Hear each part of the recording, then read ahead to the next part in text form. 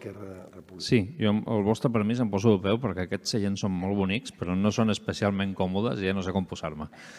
I així us veig a tots i a totes. Bé, en primer lloc, doncs, agrair per descomptat la feina que un any més, i ja en són molts, doncs, el Consell Econòmic i Social de Barcelona fa per posar-nos al dia de quina és la situació de la ciutat, el batec de la ciutat a nivell econòmic i social, perquè al final políticament tot és econòmic i social.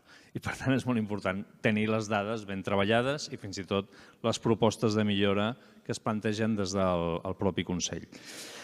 Jo a vegades sí que em pregunto una mica què hem après del passat, perquè creixement econòmic sí, Barcelona va bé, s'ha comentat, més desigualtats, per tant, en aquest cas ja no va tan bé.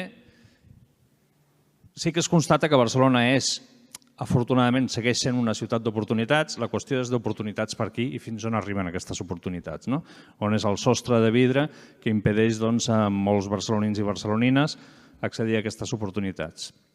I en aquest sentit crec que tenim molta feina a fer. S'ha començat a fer feina, regulació dels mercats de lloguers, en definitiva el mercat lliure per si sol en una ciutat d'oportunitats, doncs és una oportunitat per a alguns i un desavantatge per d'altres i cal posar instruments reguladors en els quals evidentment la política té un paper molt important, però ha de ser amb la corresponsabilitat també de tots els agents socials i econòmics de la ciutat.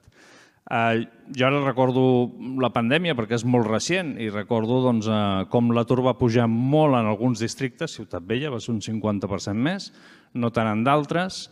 Recordo les cues als menjadors socials, la qual cosa ens va demostrar que en aquesta ciutat hi ha moltes persones, en molts casos vinculades a la immigració, que segueixen treballant en l'economia submergida i també és una qüestió que hem de revertir. I per tant, oportunitats en tenim, però hem de ser capaços de fer que arribin a tothom. Si la pandèmia ens va ensenyar que teníem un model feble perquè hi havia una excessiva dependència del sector turístic, però any rere any seguim batent rècords de turisme a la ciutat, no sé si m'ha après gran cosa. I per tant, crec que totes les reflexions que es fan amb el vostre informe a partir de la feina que feu han de ser tingudes més en compte, no només per la part política, sinó també per la part econòmica i social de la ciutat, que en definitiva està molt ben representada aquí. Gràcies.